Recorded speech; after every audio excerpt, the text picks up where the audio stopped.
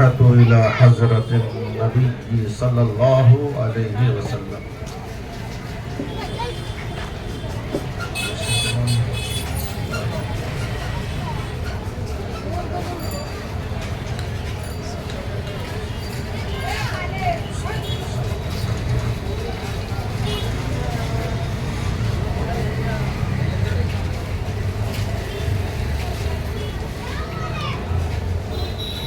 یا الہی رحم فرما مصطفیٰ کے واسطے، یا رسول اللہ کرم کیجئے خدا کے واسطے، مشکلیں حل کر شہے مشکل کشا کے واسطے، کربلائیں رد شہید کربلا کے واسطے، سیدی سجاد کے صدقے میں ساجد رکھنے، علم حق دے باقر علم خدا کے واسطے، قادری کر قادری رکھ قادریوں میں اٹھا، قدر عبد القادر قدرت نما کے واسطے، سبحان ربک رب العزت عما یصفون وسلام علی المرسلین والحمد للہ رب العالمین۔ الحمد للہ رب العالمین،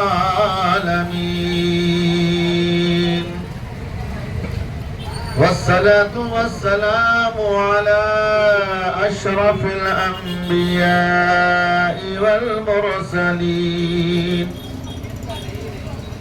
وعلى آله وأصحابه وأزواجه وذرياته وأهل بيته وشهداء محبته أجمعين، أما بعد، فأعوذ بالله من الشيطان الرجيم، بسم الله الرحمن الرحيم، ولنبلونكم بشيء من الخوف والجوع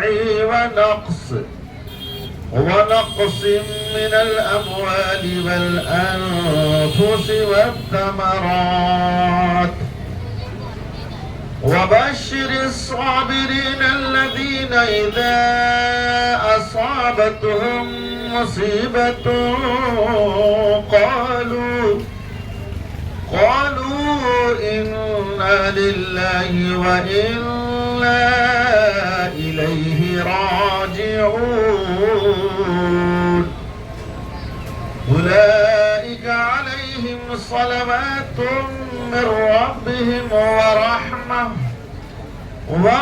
وأولئك هم المهتدون۔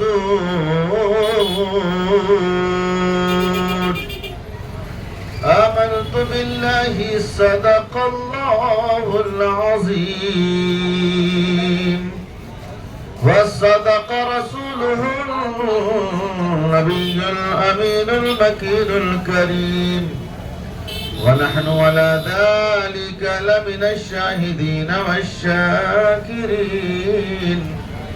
والحمد لله رب العالمين۔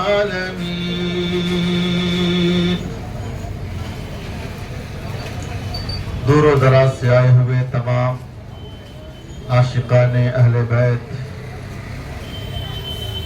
پردہ نشین مائیں اور بہنیں، بزرگوں، دوستوں، ہم عمر ساتھیوں، عزیز بچوں، السلام علیکم ورحمۃ اللہ وبرکاتہ۔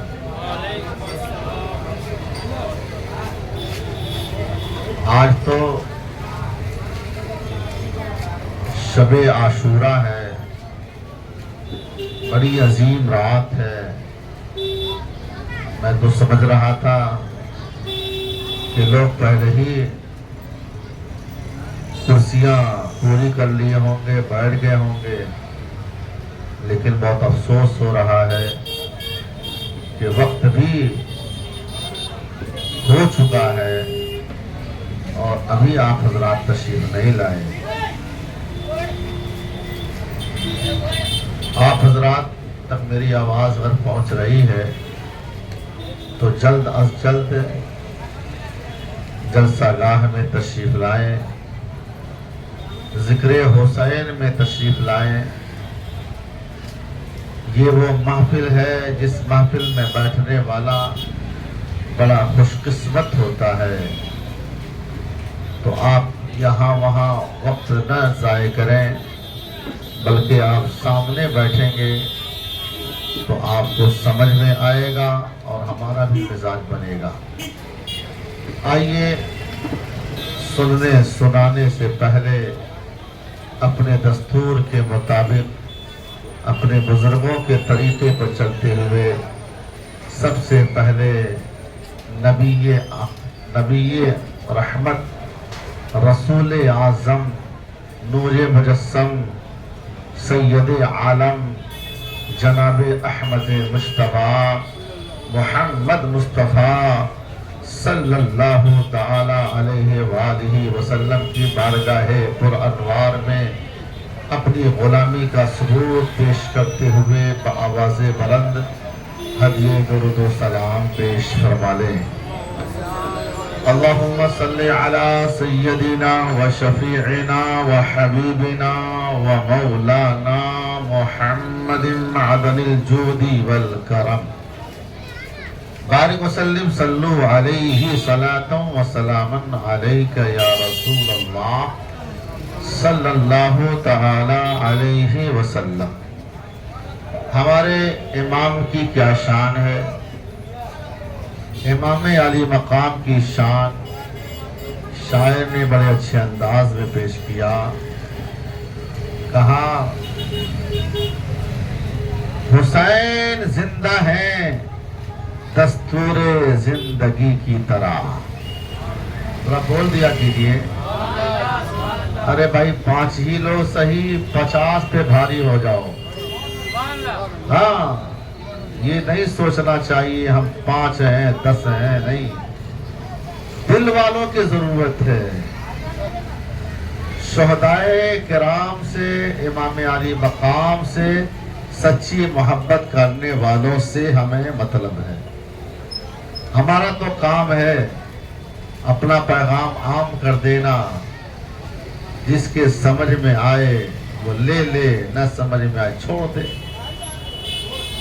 آپ بھی بیٹھے ہیں اپنے آپ کو سنوارنے کے لیے، تو امام علی مقام سے جس کو محبت ہوگی وہ مچل جاتا ہے۔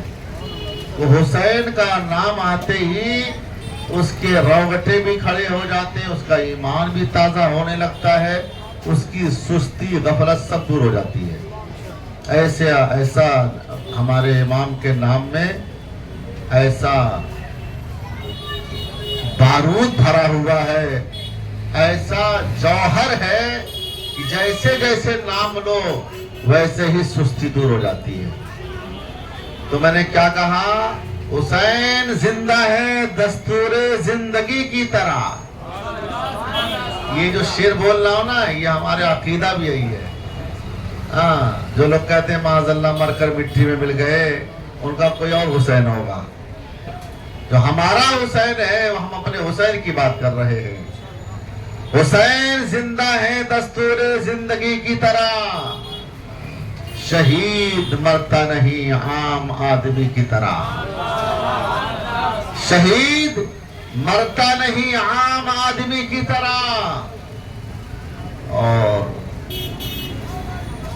شہید مرتا نہیں، بول دیجئے ذرا، عام آدمی کی طرح۔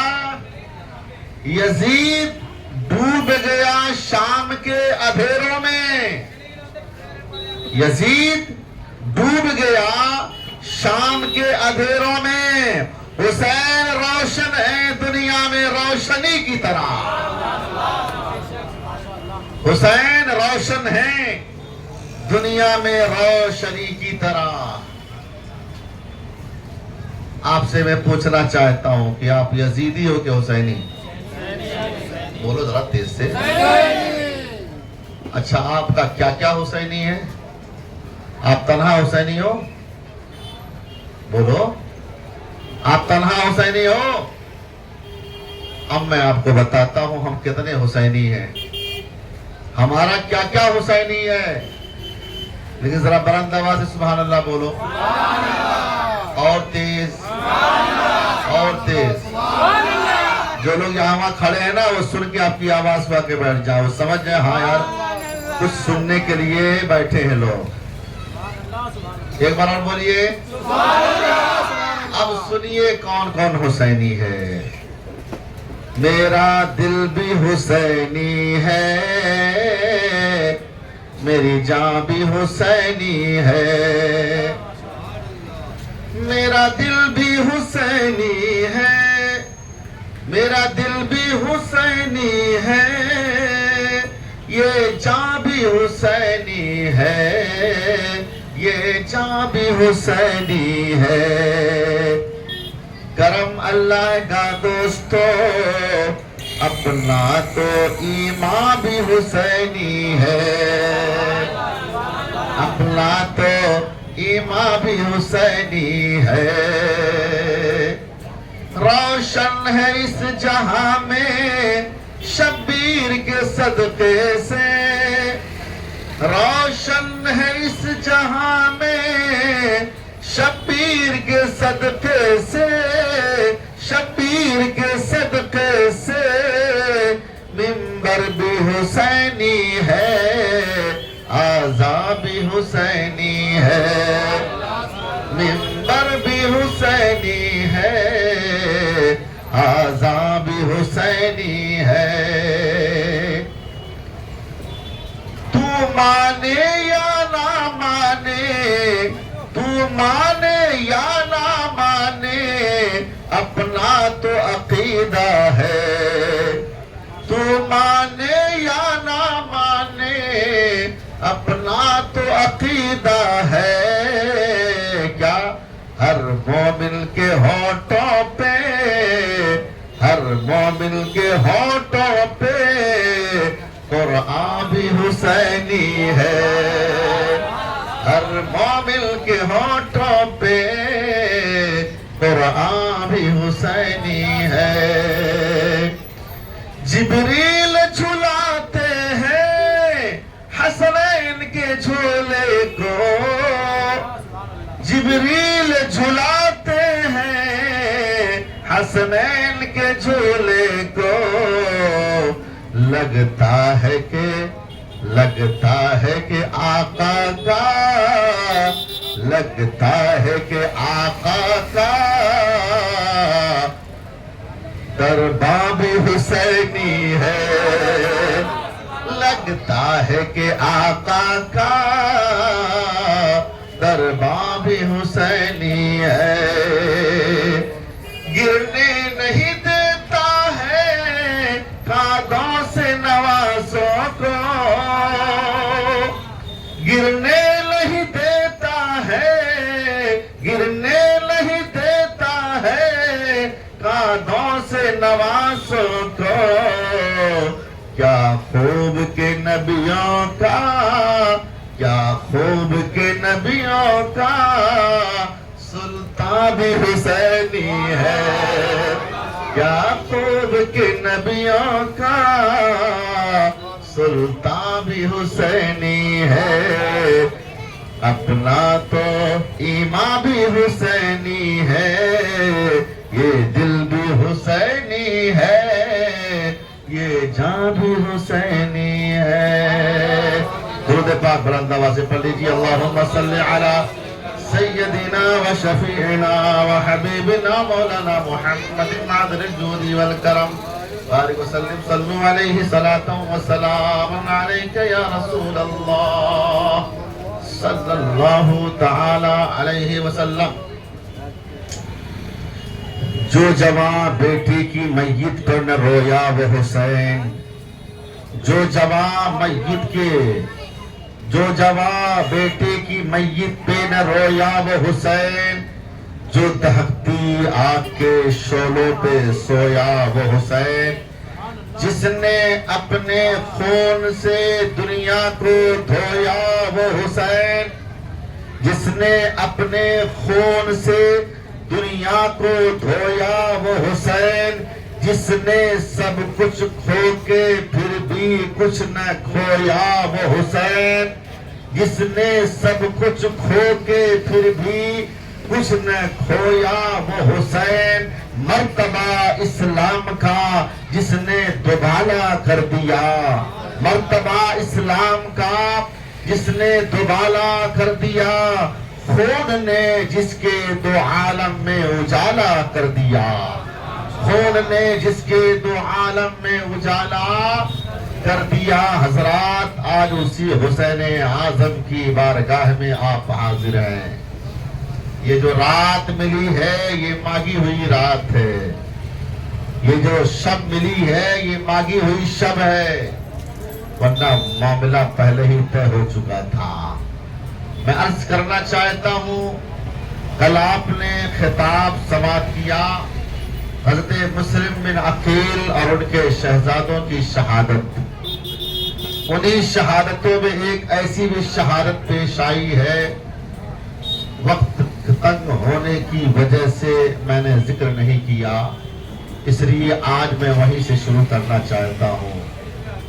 حضرت مسلم بن عقیل کے وفاداروں میں، ان کے چاہنے والوں میں، ان سے محبت کرنے والوں میں، اسی کوفہ کی سرزمین پر مشکور نامی داروغہ جو محب اہل بیت ہے، ذرا محبت دیکھیے کیسی ہے، آل نبی سے اس قدر محبت ہے کہ داروغہ تو ضرور ہے، داروغہ کے حوالے بچوں کو کیا گیا کہ آپ اسے محفوظ رکھو، باہر نکلنے نہ دینا، لیکن واہ رے محب اہل بیت، آپ کی محبت پہ قربان جاؤں۔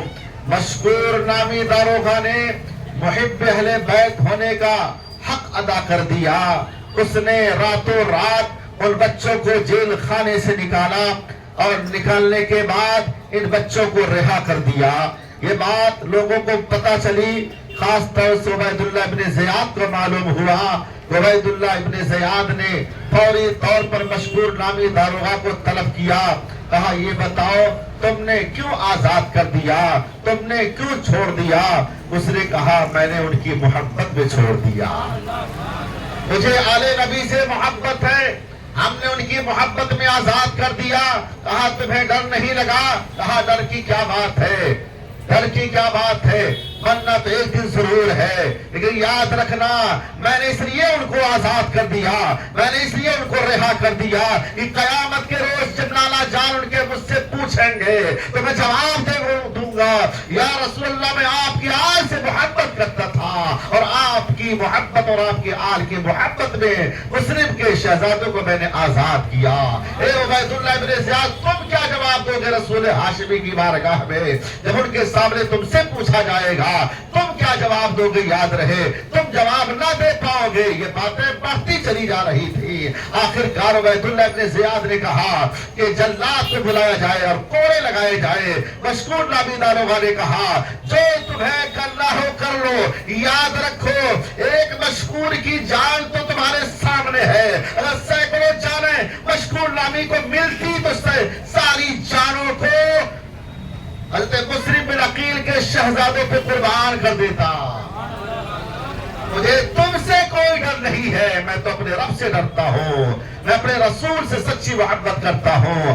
آخرکار مشکور نامی داروغہ کو جلاد لے جاتا ہے، اور لے جانے کے بعد جب کوڑے مارنا شروع کرتا ہے، ابھی پہلا کوڑا اس نے مارا تھا، مشکور نامی نے کہا بسم اللہ الرحمن الرحیم، جب دوسرا کوڑا مارا ہے کہا الہ العالمین مجھے صبر عطا فرما، اور جب تیسرا کوڑا مارا ہے کہا الہ العالمین اہل بیت کی محبت میں سزا مل رہی ہے، اور جب چوتھا کوڑا مارا کہا اے اللہ مجھے جنت عطا فرما دے، اور جب پانچواں کوڑا مارا تو کہا اے میرے پروردگار جو کچھ بھی میرے ساتھ ہو رہا ہے وہ آل نبی کی محبت میں ہو رہا ہے، یہ کہا اور اس کے بعد آواز بند ہو گئی۔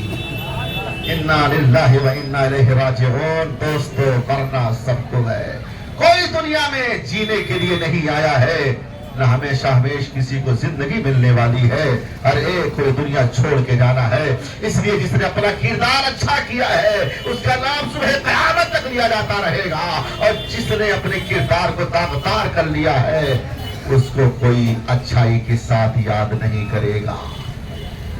حضرات، آپ نے کل سماعت کیا کہ مسلم بن عقیل نے ماحول کو سازگار دیکھا تو امام علی مقام کے نام سے خط روانہ کر دیا۔ آج کا ماحول نہیں کہ فون کر دیا فون پتہ چل جائے، اس زمانے میں خط کا سہارا لیا جاتا تھا۔ آپ کا خط پہنچتے پہنچتے کافی تاخیر ہو چکی تھی، میرا امام مکہ سے نکل چکا، اپنے تمام اعوان و انصار چاہنے والوں کے ساتھ اور اپنے گھر والوں کے ساتھ کل 82 نفوس قدسیہ پر مشتمل یہ مختصر سا قافلہ مکے سے روانہ ہو رہا ہے۔ کہاں جا رہا ہے؟ کہاں جا رہا ہے؟ کوفہ جا رہا ہے، کوفہ کی طرف جا رہا ہے۔ جب کچھ یہ آگے بڑھا کارواں، ایک قاصد آنے کے بعد اس نے کوفہ کی حالات کو بیان کیا کہ کوفہ میں کیا کیا ہوا، بیان کرتے کرتے آنکھیں ڈبڈبا جاتی ہیں۔ میرے امام نے پوچھا یہ بتاؤ مسلم بن عقیل کے ساتھ کیا ہوا؟ کہا حضور والا انہیں بھی کوفیوں نے شہید کر دیا۔ ان کے شہزادوں کے ساتھ کیا ہوا؟ کہا ان کے شہزادوں کو بھی شہید کر دیا۔ کہا نہ پوچھے کتنی بے دردی کے ساتھ شہید کیا ہے، اتنا ظلم و بربریت کے یہ نہ پوچھیں، میں نے منظر دیکھا ہے، مجھے برداشت نہیں ہو رہا ہے۔ حضور والا آپ نہ جائیں ادھر۔ آپ نے سنا، سننے کے بعد آپ جب آگے بڑھتے ہیں تو منزل ابھی باقی ہے کوفہ پہنچنے میں۔ اتنے میں عبید اللہ بن زیاد کی طرف سے حر بن یزید تمیمی کو بھیجا گیا۔ حر 1000 سواروں کے ساتھ یہاں موجود آنے کے بعد جب امام پاک سے ملاقات ہوتی ہے، اس ملاقات میں میرے امام نے فرمایا یاد رکھنا ہم جو یہاں آئے ہیں تو ہمیں دعوت دی گئی ہے، ہم کو خط دے کے بلایا گیا ہے، اس لیے ہم یہاں آ رہے ہیں۔ حر بن یزید تمیمی نے جب سنا، سننے کے بعد اس کا دل ڈگمگا گیا، اس کا دل ہل گیا۔ وہ سوچنے لگا کہ صحیح بات آپ کے ساتھ دھوکہ ہوا ہے، آپ کے ساتھ دھوکہ ہوا ہے، آپ کو دھوکے سے بلایا گیا ہے۔ ایک میری رائے یہ ہے کہ آپ جہاں جانا چاہیں چلے جائیں، اور میں اپنے دستے کو لے کر کے، اپنی فوج کو لے کر کے میں واپس چلا جاتا ہوں۔ میرے امام نے اس رائے کو پسند کیا۔ باتیں بہت لمبی ہیں، ادھر جانا نہیں چاہتا۔ میرے امام نے فرمایا ٹھیک ہے، آپ چلتے رہے، رات کا سناٹا ہے۔ چلتے کئی منزلیں آئیں، ایک ایسی منزل آئی جہاں پہنچنے کے بعد آپ کی سواریاں خود بخود رک گئی، آگے چلنے کا نام نہیں۔ آپ نے پوچھا لوگوں یہ بتاؤ یہ کون سی جگہ ہے؟ کسی نے کہا یہ تو ماریہ ہے۔ کہا اس کا اور کوئی نام ہے تو بتاؤ؟ کہا اس کا نام کربلا ہے، اس کا نام کربلا ہے۔ کہا بس اب آگے نہیں جانا ہے، یہی ہمارے کجاوے اتارے جائیں گے، یہی ہماری سواریاں باندھی جائیں گی، یہی ہمارے خیمے لگائے جائیں گے، ہمیں یہیں پر قیام پذیر ہونا ہے۔ چونکہ پہلے سے معلوم تھا، کربلا کی سرزمین کا نام پہلے سے مشہور ہے، آج نہیں بہت صدیاں پہلے میرے آقا نے بھی فرما دیا تھا، امام حسین کو پتا تھا، فرمایا یہی ہماری منزل ہے، اب یہیں پر ہمیں قیام کرنا ہے۔ خیمہ لگاؤ، خیمہ لگایا جاتا ہے۔ یہ محرم کی 2 تاریخ ہے، محرم کی 2 تاریخ کو میرے امام پہنچ گئے کربلا میں۔ آپ کے ساتھ جتنے لوگ تھے خیمہ لگاتے ہیں۔ خیمہ لگانے کے بعد عبید اللہ بن زیاد نے 22,000 کا لشکر بھیجا ہے، 22,000 کا لشکر بھیجا، اور اس کے آدمی جب آتے ہیں تو وہ سب دریائے فرات کے کنارے خیمہ لگاتے ہیں، یعنی دریا پر قبضہ کرتے ہیں، پانی پہ قبضہ کرتے ہیں۔ پانی پہ جس کا قبضہ ہو جائے سمجھ جاؤ اس کی جیت ہو جاتی ہے۔ دنیاوی اعتبار سے آدمی یہی سمجھتا ہے پہلے پانی پر قبضہ کرو، اگر پانی پر قبضہ ہو گیا، پانی ہمارے ہاتھوں میں ہے تو ہم جیت حاصل کر سکتے ہیں۔ پانی پر قبضہ کر لیا، ہمارے امام کو اس کی کوئی پرواہ نہیں ہے، امام علی مقام وہی ہے۔ اس کے بعد آہستہ آہستہ ایام گزرتے ہیں۔ عمرو ابن سعد یہ آیا، آنے کے بعد دیکھا کیا معاملہ ہے، کیا بات ہے، सारी बातों का जायजा लिया, बात किया, गुफ्तगू किया। मेरे इमाम ने खुले तौर पर एक बार और खुतबा दिया। कहा, ए अमर इब्न साद सुन ले, मैं खुद से नहीं आया, मुझे बुलाया गया है। यहाँ खतूत हमारे पास भेजे गए हैं, इसकी बिना पर मुझे आना पड़ा। और मुझे दावत नहीं दी जाती तो मैं कभी नहीं आता। तेरे इमाम ने साफ साफ तौर पे बता दिया। और ए अमर इब्न साद सुन ले, मैं कौन हूं तुझे नहीं मालूम? मैं रसूलुल्लाह का नवासा हूं, अली का लाडला हूं, फातिमा ज़हरा का शहजादा हूं। याद रख ले, मैं कोई आम इंसान नहीं हूं, मैं वही हूं जिसके लाला का कलमा तुम पढ़ते हो। याद रखना लाला जान को तुम क्या जवाब दोगे? अमर इब्न साद ने कहा, ये बताओ, ये सारी बातें आपको बयान करने की कोई जरूरत नहीं है, हम किसी भी बात को मानने के लिए तैयार नहीं है। लेकिन आपके इस जुमले को सुनने के बाद अमर इब्न साद के साथ जितने लोग थे, लोगों के अंदर एक हैजान सा हो गया। लोगों के दिल लरस गए, लोगों के दिल कांप गए, हिल गए। और ऐसा महसूस होने लगा कि अंदर इंतशार हो जाएगा। इतने में शोर और गूंगा करना शुरू कर दिया इन लोगों ने, ताकि सारे लोग अपनी जगह पर कायम रहें। उसी मकाम पर, उसी जगह पर हुर भी मौजूद था। हुर पर आपके जुमले इस तरह मुतासिर करते हैं कि हुर देखता कभी इधर कभी उधर। किसी ने कहा, ए हुर, तू तो इतना बड़ा जाबाज और इतना बड़ा बहादुर आज की तरह मैंने कभी नहीं देखा। तुम्हारे ऊपर ऐसा सख्ता क्यों तारी हो गया है? तुम इस तरह से क्यों खामोशी इख्तियार करके बैठे हो? क्या मामला है? हुर ने कहा, मैं देख रहा हूँ, एक तरफ जन्नत है, एक तरफ जहन्नम है। सोच रहा हूँ अब मैं क्या करूँ? मैं बीचों बीच खड़ा हूँ, मैं इधर जाऊं कि मैं उधर जाऊं? ये सुनना और ये कहना था। थोड़ी ही देर के बाद उन्होंने नारा मारा और कहा, देखो इस तरह से जहन्नम से निकल जाते हैं जन्नत वाले। और वहां से निकलने के बाद मेरे इमाम के कदमे नाज पे आके हाजिर हो गया। मेरे इमाम ने फरमाया, हो क्या बात है? कहा, हुजूर वाला मुझे मालूम हो गया, आप जन्नती हैं, आपकी तरफ जन्नत है, उधर जहन्नम है। आप मुझे माफ कर दें, मेरी खताओं को माफ कर दें, मैंने जो कुछ भी ज्यादती की है मुझे माफ कर दें। मैंने तो आपके साथ नमाज भी पढ़ी है, मैंने आपके आदत अतवार को भी देखा है, आपके किरदार को भी देखा है, आपके अंदाज को भी मैंने देखा है, मुझे माफ फरमा दें। आपने फरमाया, तेरा नाम क्या है? कहा, मेरी माँ ने मेरा नाम हुर रखा। सुन ले, तेरी माँ ने हुर रखा है ना, तो आज मैं कहता हूँ तू जहन्नम से आजाद हो गया, तू जहन्नम से आजाद हो गया। इस तरह आजादी मिलती है इमाम पाक के कदमे नाज से। जो इमाम पाक से मिल जाता है, उनके कदमे नाज में आके अपने आप को झुका देता है। मेरे इमाम कहते, तुझे आजादी मिल गई, तुझे आजादी मिल गई। और याद रहे, जब हुर आने के बाद मेरे इमाम से वादा कर लिया कि अब मुझे घोड़े पर ही सवार रहना है। आपके मुकाबले में अगर मैं आपके मुकाबिल था घोड़े पर सवार, तो आपकी तरफ से अब दुश्मन वो हो गए मेरे। अब मैं उनसे मुकाबला करूंगा। जब तक मेरे जिसमें जान है, अपनी जान जब तक रहेगी तब तक लड़ता रहूंगा। अम्र इब्ने साद ने कहा, लड़ाई की बात जब आई तो ये 9 तारीख ही को सारी बात तय हो चुकी थी। मेरे इमाम ने फरमाया, नहीं, मैं चाहता हूं एक रात और मिल जाए, 10वीं शब मिल जाए।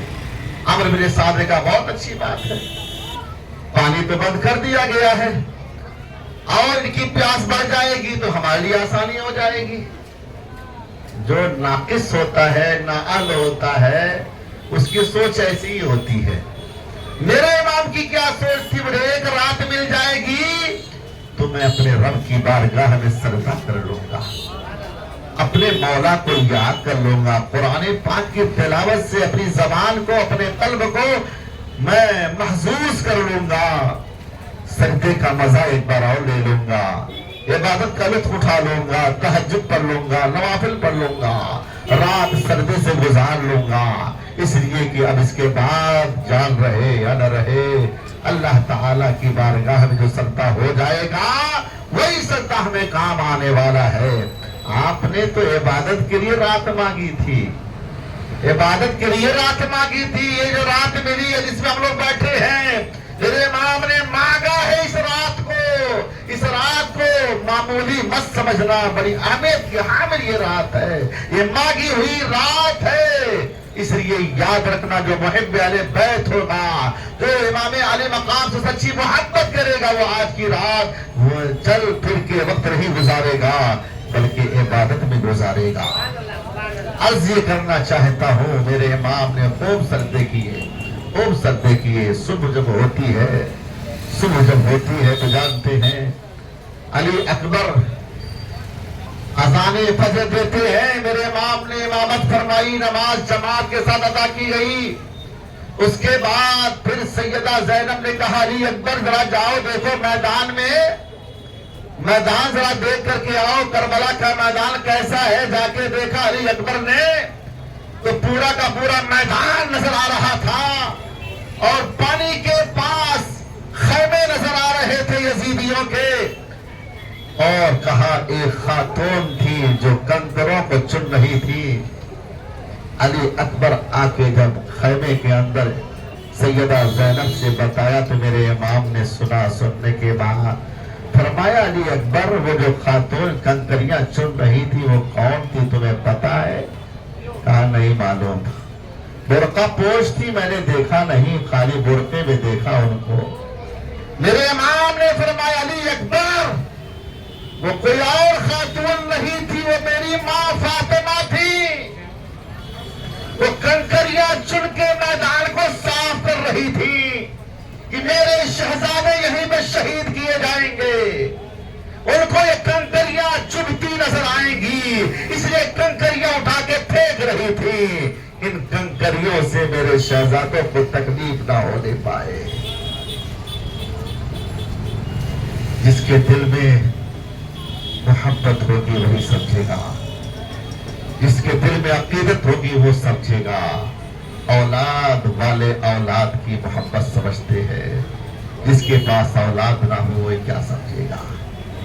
میرے امام نے فرمایا خیمے کے اندر سب کے آنکھوں میں آنسو آ گئے، سب رونے لگے۔ کتنی فکر ہے سیدہ فاطمہ کو، یہ آ کے میدان میں کنکریاں چن کے صاف کر رہی ہے کہ میرے شہزادوں کے لاش اس پہ پڑیں گے اور ان کنکریوں کی وجہ سے کہیں تکلیف نہ ہونے پائے۔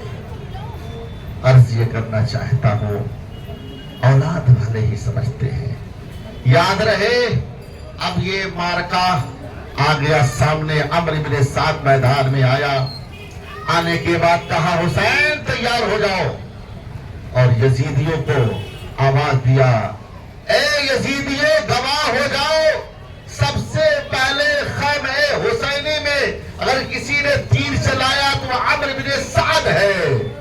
اس نے کہا لوگوں گواہ ہو جاؤ، اور اس کے بعد پھر للکارا اور اپنی طرف سے سالم کو سب سے پہلے بھیجا میدان میں۔ میرے امام کی بارگاہ میں حر تیار کھڑے تھے، انہوں نے کہا حضور مجھے جانے دیجئے سب سے پہلے۔ تو سب سے پہلے جو جنگ ہوئی ہے یزید کی طرف سے سالم آیا اور میرے امام کی طرف سے حر نے وہ کارنامہ انجام دیا، وہ جابازی دکھائی، وہ بہادری دکھائی ہے کہ سالم کو تو چند لمحہ بھی نہ گزرنے پایا کہ ان کو کھیرے کی طرح کاٹ کے گرا دیا، فنا فنار کر دیا۔ عمرو بن سعد نے دیکھا یہ تو ایک لمحہ نہیں ٹک سکا، اور اس کے بعد حر نے اعلان کیا جو تمہارے خیمے میں ہیں، جو تمہاری فوج میں لوگ ہیں ان کو بھیجو۔ یکی بعد دیگرے آتے رہے، کتنوں کو حضرت حر نے فنا فنار کیا اور پھر لڑتے لڑتے جام شہادت نوش کر جاتے ہیں۔ انا للہ و انا الیہ راجعون۔ حضرت حر کے بعد ایک ایسے نوجوان جن کی ابھی شادی ہوئی ہے، مشکل سے 15 روز گزرے ہیں، ان کی ماں نے کہا بیٹا آج بڑا موقع اچھا ملا ہے، قیامت کے روز اگر تو میرا بیٹا امام پاک کے ساتھ چل کر کے تم نے جنگ لڑی اور تو شہید ہو جائے گا تو قیامت کے روز مجھے لوگ کہیں گے شہید کی ماں ہے، شہید کی ماں مجھے کہا جائے گا۔ بیٹا تو کیا سوچ رہا ہے؟ بیٹے نے کہا امی جان آپ کا جو حکم ہو اس کے لیے میں تیار ہوں۔ ماں نے کہا بیٹا میں تیار ہوں، میری رضا ہے، میں راضی ہوں۔ کہا اپنی رفیق حیات سے ذرا پوچھ لو، مشورہ کر لو۔ بی بی کے پاس یہ نوجوان گیا اور جانے کے بعد پوچھا، بی بی نے ایک خاتون تھی، کہا اتنا اچھا موقع کب ملے گا؟ سبحان اللہ، بی بی ہو تو ایسی ہو۔ یہ کون نوجوان تھا؟ وہب بن عبداللہ کلبی جن کو کہا جاتا ہے۔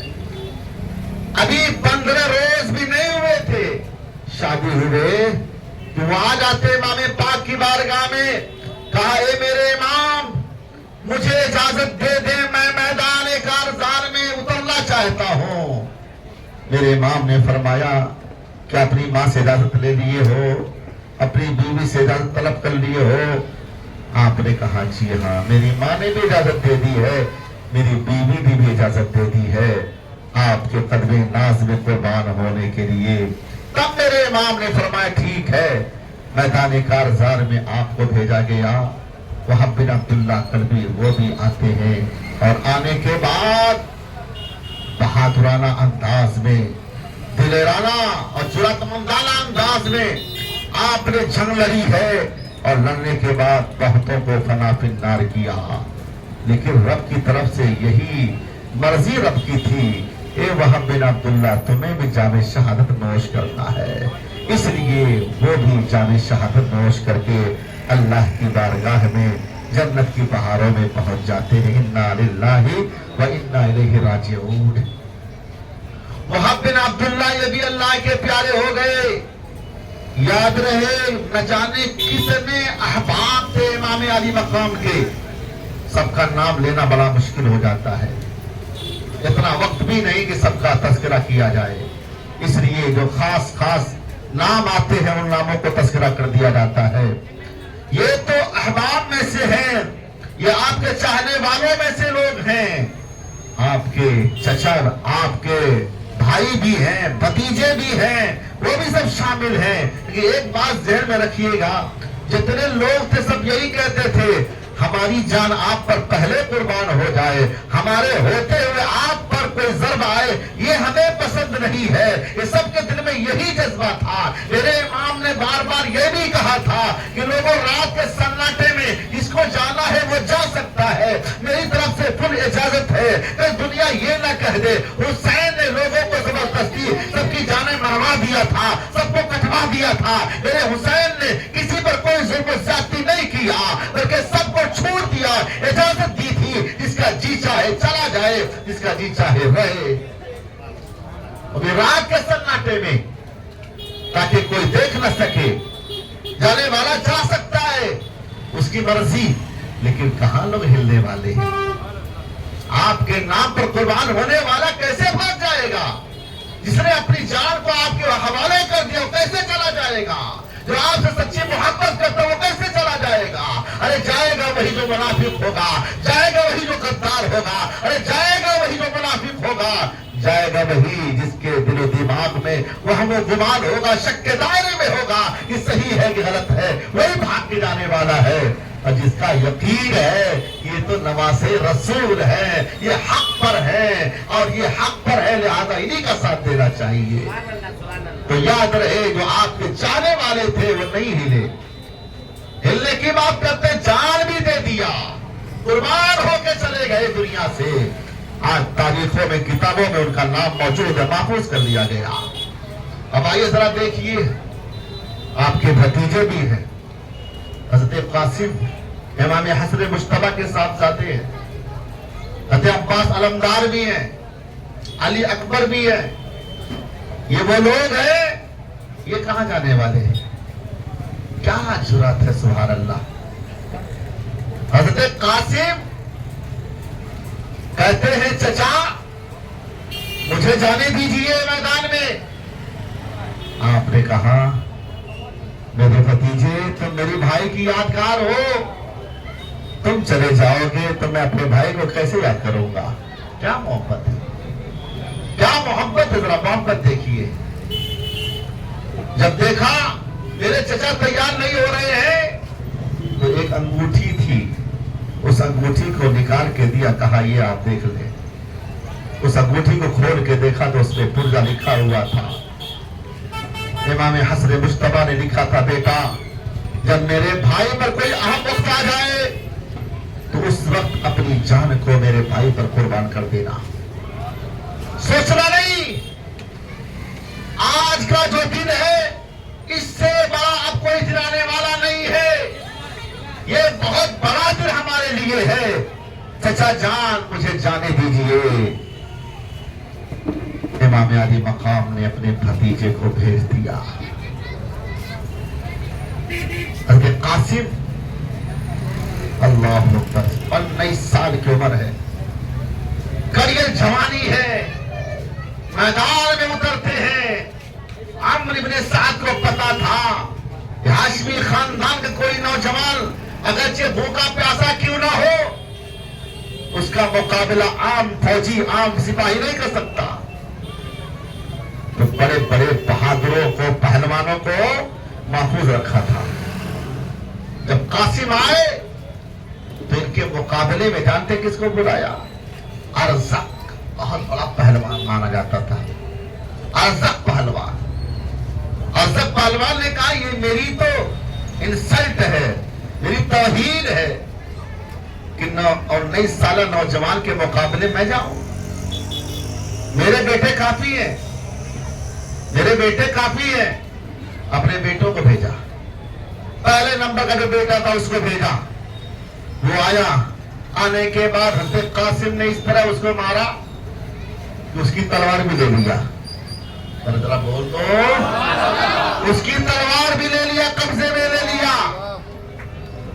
اس کے بعد دوسرا بھائی دیکھا میرے بھائی کے ساتھ ایسا ہوا, وہ چیختے چلاتے آیا. آنے کے بعد سوچا میں کچھ کر لوں گا, اس کا بھی کام ویسے ہی کر دیا. ایک لمحہ نہیں کھڑا ہونے دیا. پھر تیسرا بھائی اس کا آیا, تیسرے کا بھی یہی حال ہوا. پھر چوتھا آیا, چوتھے کا بھی یہی حال ہوا. اب ارزق دانت پیستے ہوئے, شیر کی طرح چیختے ہوئے آتا ہے, کہا تم نے میرے چاروں بیٹوں کو ختم کر دیا, اب میں دیکھتا ہوں.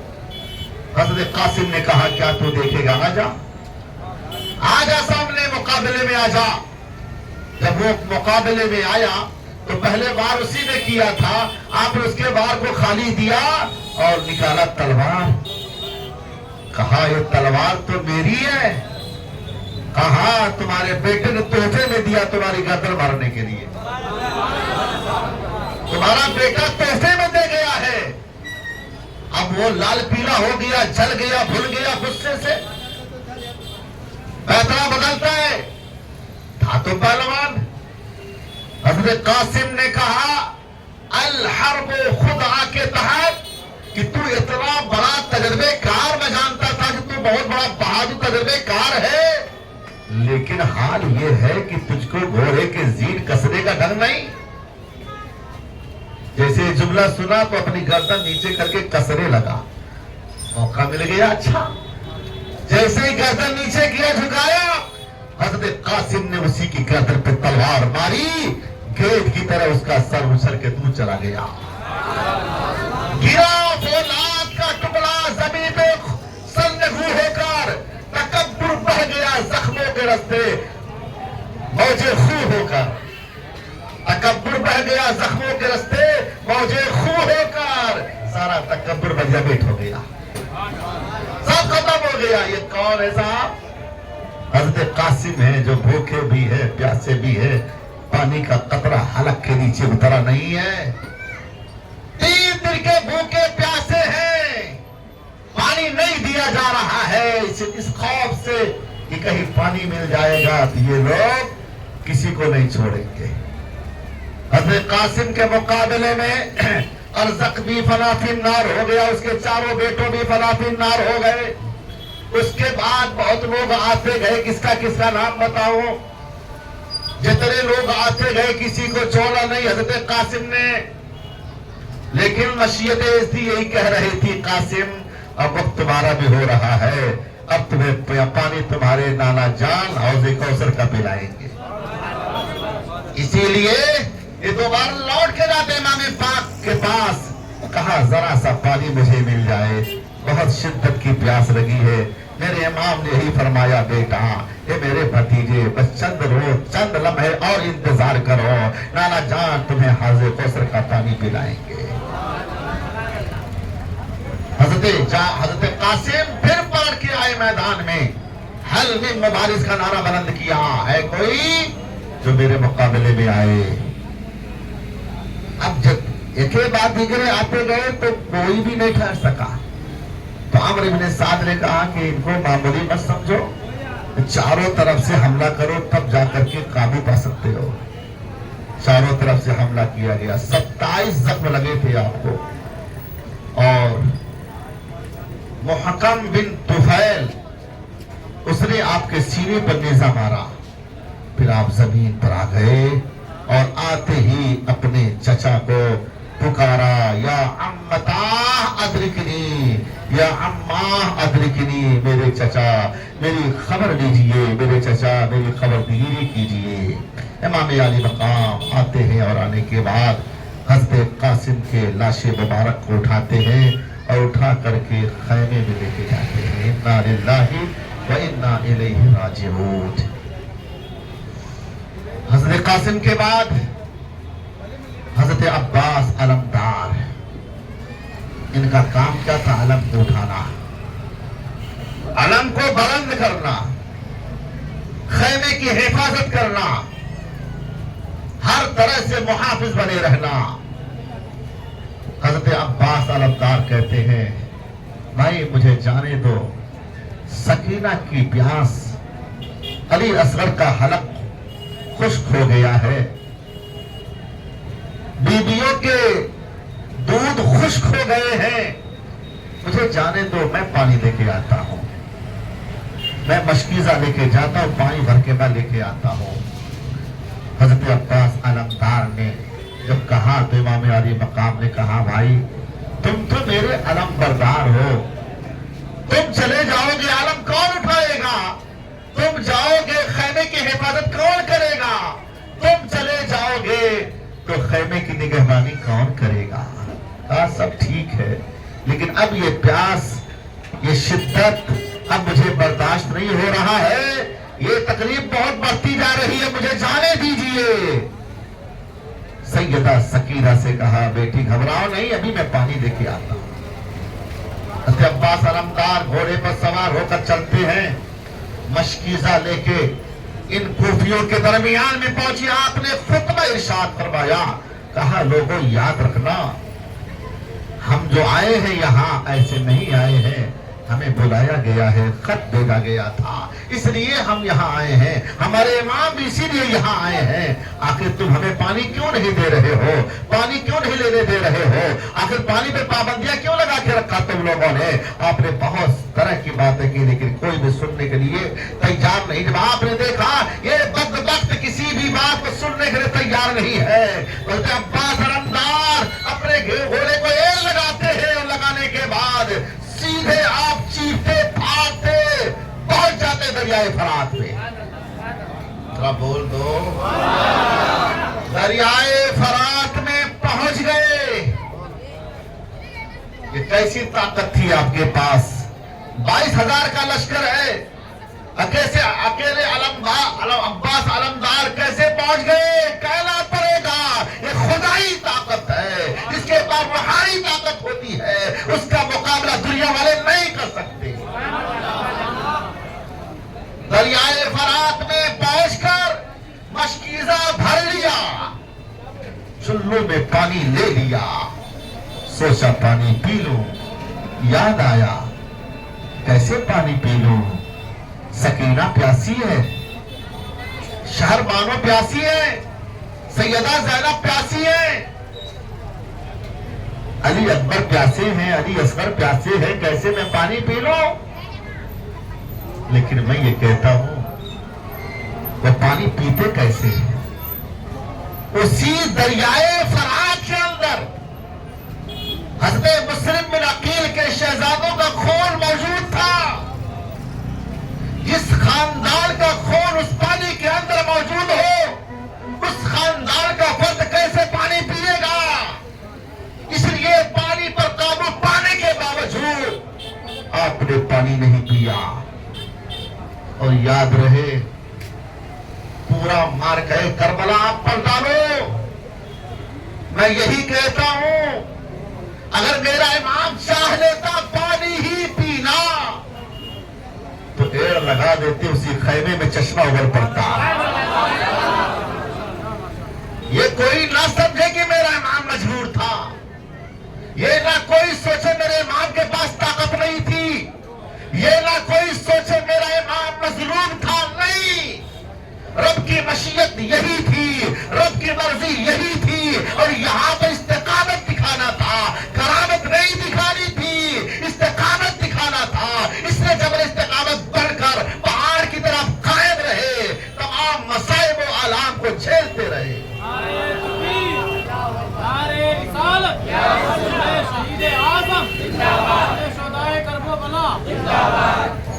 हजरत अब्बास अलमदार दरियाए फरात के अंदर पानी मशकीज़े में ले लिया है।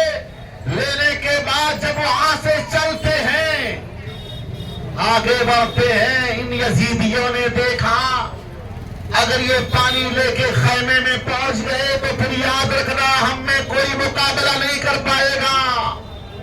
इसलिए अम्र इब्ने साद ने ऐलान कर दिया कि लोगों, इनके घोड़े को रोक लो, इनके मशकीज़ा को छलनी कर दो, इनको आगे बढ़ने ना दो, वरना अगर ये पहुंच गए तो मुकाबला करना दुश्वार हो जाएगा।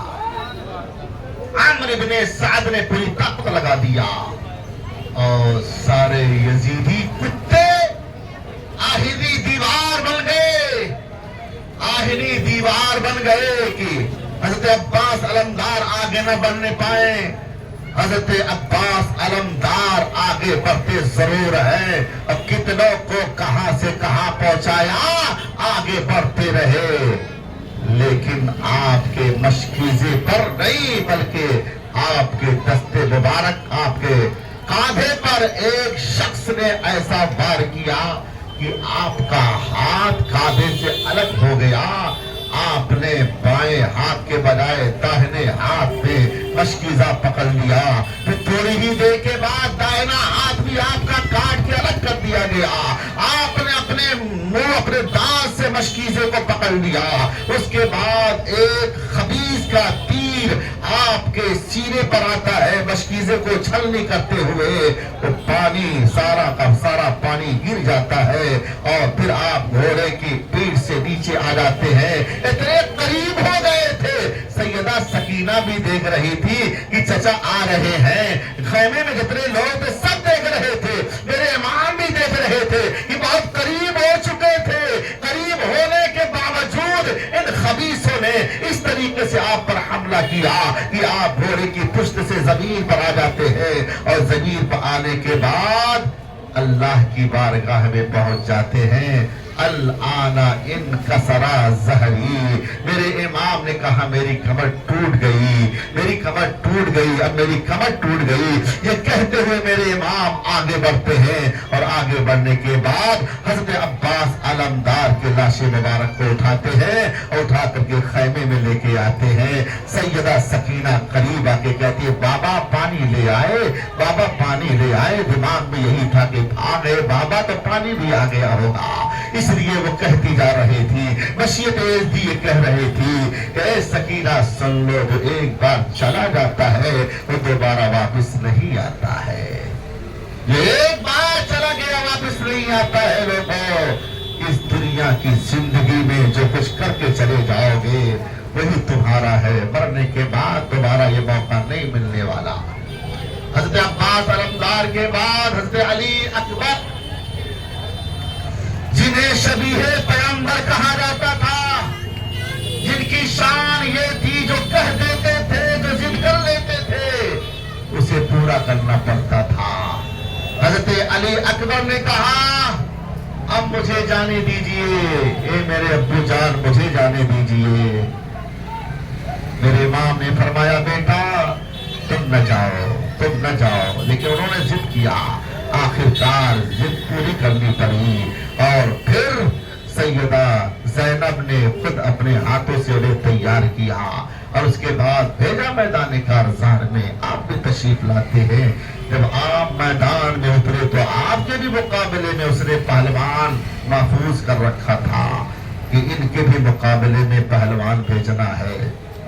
تو آپ کے مقابلے میں طارق کا بیٹا عمرو بن طارق، وہ پہلے مقابلے میں آیا، اور اس کے بعد پھر اس کو بھی آپ نے فنا فی النار کیا۔ پھر دوسرا بیٹا طلحہ بن طارق، وہ بھی آپ کے مقابلے میں آیا، اس کو بھی آپ نے فنا فی النار کیا۔ اس کے بعد ایک بہت بڑا مشہور پہلوان مصرع بن غالب، یہ پہلوان آپ کے مقابلے میں آیا، حضرت علی اکبر نے اسے بھی چند ہی لمحوں میں فنا فی النار کر دیا۔ میں پڑھا تو میں سوچنے لگا یار اللہ نے کتنی طاقت دی تھی۔ ہم لوگ ایک دن دو دن کا روزہ رکھتے ہیں تو بھوک سے نڈال ہو جاتے ہیں، ہمت نہیں پڑتی چلنے کی، اور یہ پہلوانوں کو پچھاڑ رہے ہیں، پہلوانوں کو پچھاڑنے بلکہ فنا فی النار کر رہے ہیں، جہنم میں پہنچا رہے ہیں۔ کوئی نہ خوف ہے نہ ڈر ہے، بلکہ ایسی ہمت ایسے حوصلے بلند ہے کہ جب میدان میں اترتے ہیں تو پرواہ نہیں کرتے۔ کتنے لوگ آتے ہیں مقابلے میں، حضرت علی اکبر نے کسی کو نہیں چھوڑا، بڑے بڑے لوگ آئے، سب کو فنا فی النار کرتے چلے گئے۔ آخرکار عمرو بن سعد کے دماغ میں یہی بات آتی ہے کہ یہ ایسے لوگ ہیں کہ ان سے طرح طرح مقابلہ کرنا مشکل ہے، اس لیے ان کو گھیرا جائے، ایک بارگی حملہ کیا جائے، اس کے بعد ہی مقابلہ ہو سکتا ہے۔ یہی حال ان کے ساتھ بھی ہوتا ہے، حضرت علی اکبر کے ساتھ ہوتا ہے، حضرت علی اکبر کے ساتھ ہوا۔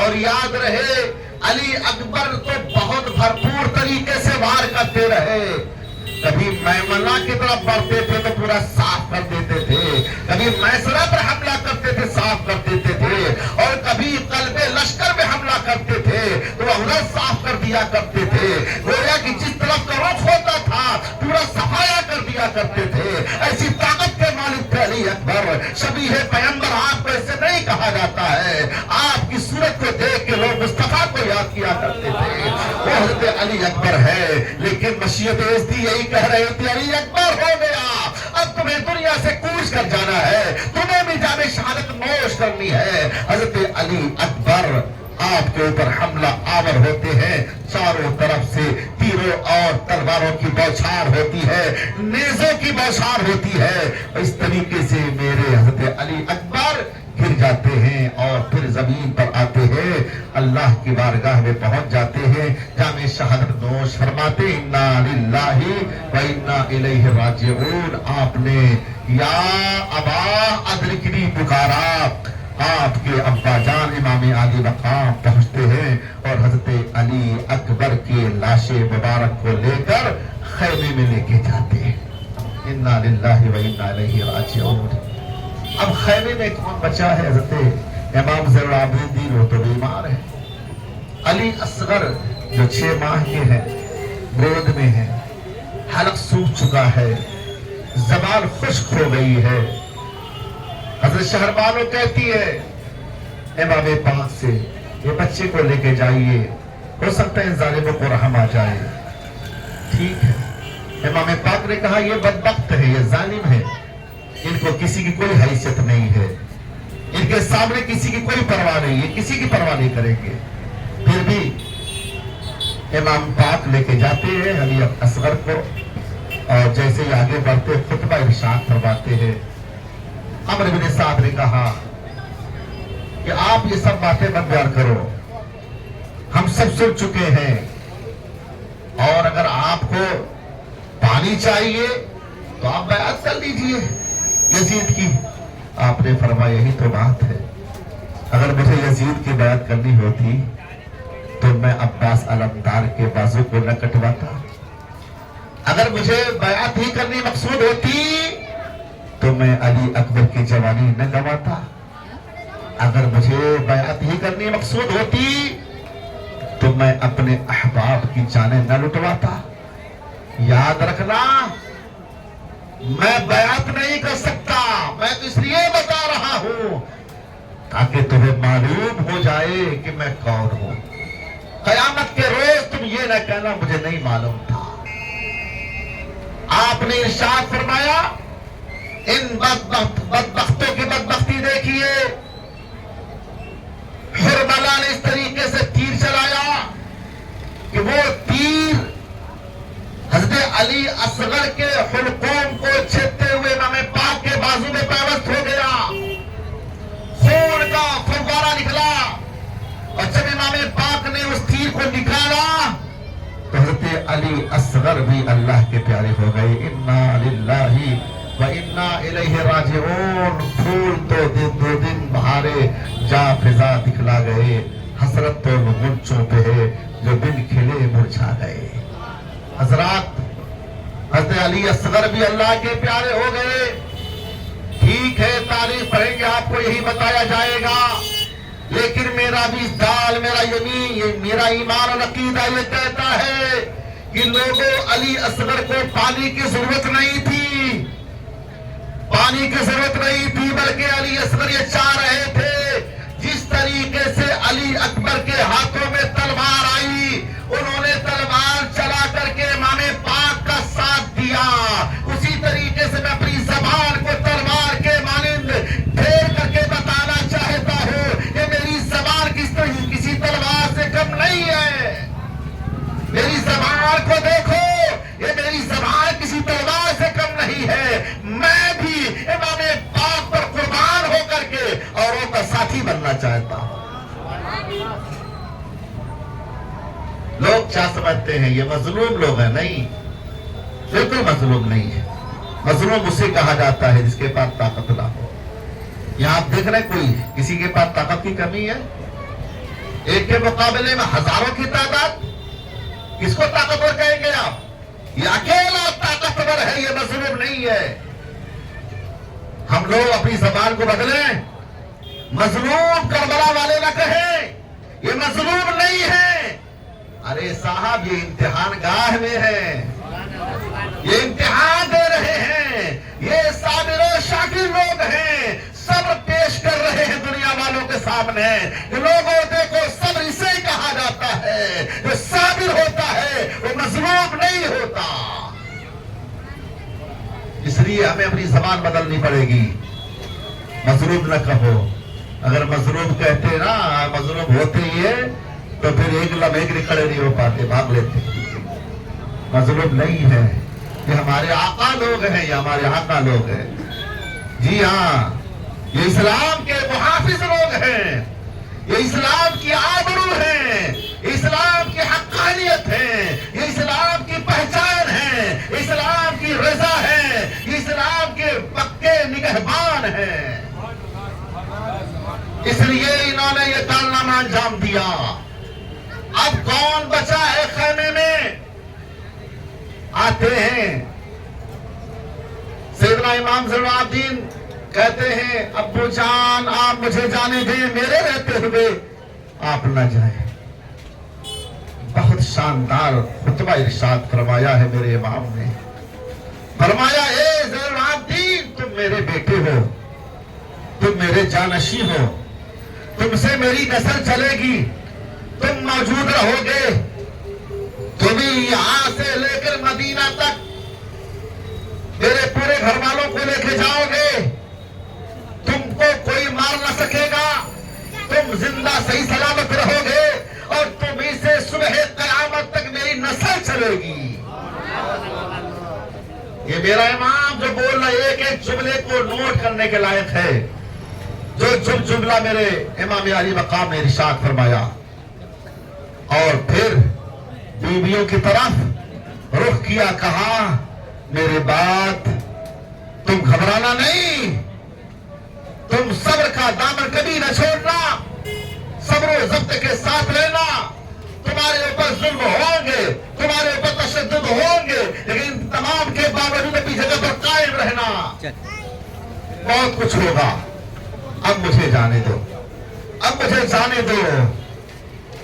आप खैमे के अंदर एक संदूक रखे थे, उस संदूक के अंदर बहुत सारे तबरुकात भी थे। आपने सबसे पहले उस संदूक के अंदर से नाना जान का अमामा मुबारक निकाला, सुभान अल्लाह। अमामा शरीफ निकाला, सर पे सजाया, सर पे बांधा।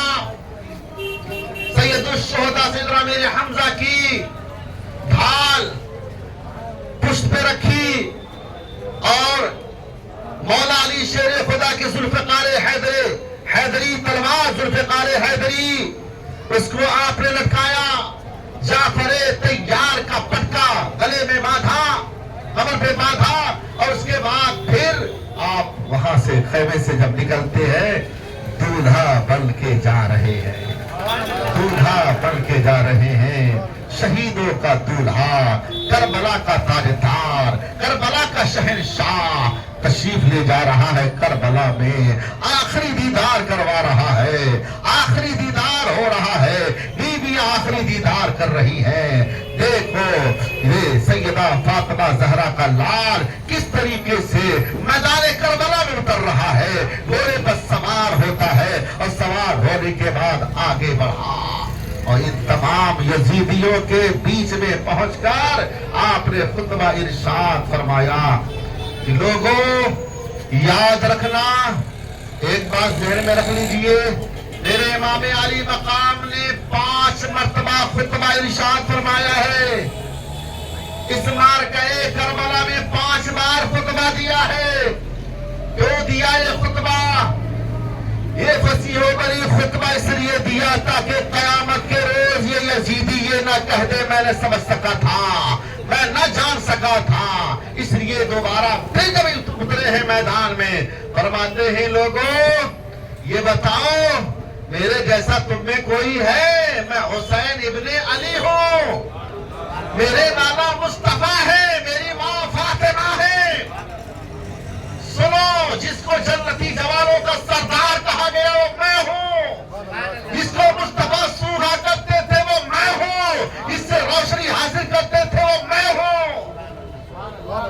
अरे तकबीर, अरे रिसालत, या हुसैन।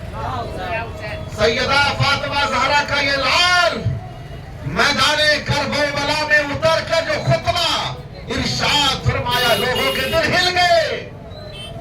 शिबरे लईन ने कहा हुसैन डर गए, हुसैन मौत से डर गए। कहा ए लईन, हुसैन मौत से डरने वाला नहीं है। याद रख ले, हुज्जत कायम करने के लिए खुतबा दे रहा हूं ताकि तुम्हें याद हो जाए, तुम्हारे जहन में बात बैठ जाए कि कयामत के रोज तुम न झुठलाना कि मुझे मालूम नहीं था, हुसैन मैं ही हूं, मेरे अलावा कोई हुसैन नहीं है। मेरे नाना का कलमा तुम पढ़ते हो, मेरे नाना जान की शरीयत पर तुम अमल होने का दावा करते हो। याद रखना मैं वही हुसैन इब्ने अली हूं। लेकिन कहां ये समझने वाले, सब कुछ के बावजूद जब शैतान मुसल्लत हो जाता है जालिमों पर, तो इनके दिमाग में जुल्म के सिवा कुछ नहीं सुनाई देता। मेरे इमाम ने खुतबा इरशाद फरमाया और उसके बाद फरमाया अगर नहीं समझ में आता है तो भेजो अपने तमाम जो तुम्हारे बड़े बड़े पहलवान हैं उनको मैदान में भेजो मेरे मुकाबले में। हल में मुबारिस का नारा आपने बुलंद फरमाया। बहुत देर तक तो कोहराम मचा रहा, सन्नाटा तारी था यजीदियों के अंदर, किसी को आने की जुर्रत और हिम्मत न हुई। मेरा इमाम तन्हा लड़ता रहा, लड़ता रहा, लड़ता रहा। आमिर इब्ने साद ने देखा कि अब इनके मुकाबले में बड़ा पहलवान भेजा जाए। جو شام و عراق کا مانا جانا پہلوان ہو.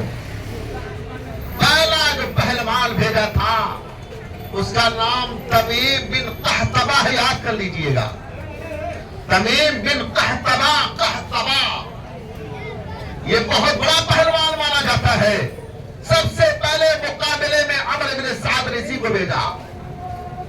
یہ آیا, آنے کے بعد میرے امام 3 دن کے بھوکے پیاسے ہیں, لیکن ایسا حملہ کیا, ایسا کیا کہ وہ بھی زمین پر گرا, ٹھنڈا ہو گیا, چکنا چور ہو گیا, اس کا تکبر ختم ہو گیا, اس کی پہلوانی سب ختم ہو گئی. عمرو بن سعد نے دیکھا یہ تو اتنا بڑا پہلوان, یہ کیا ٹک سکا, یہ 3 دن کے بھوکے پیاسے ہیں, ان کے مقابلے میں پھر کس کو بھیجا جائے. تو اس سے جو بڑا تھا یزید ابن ابطحی.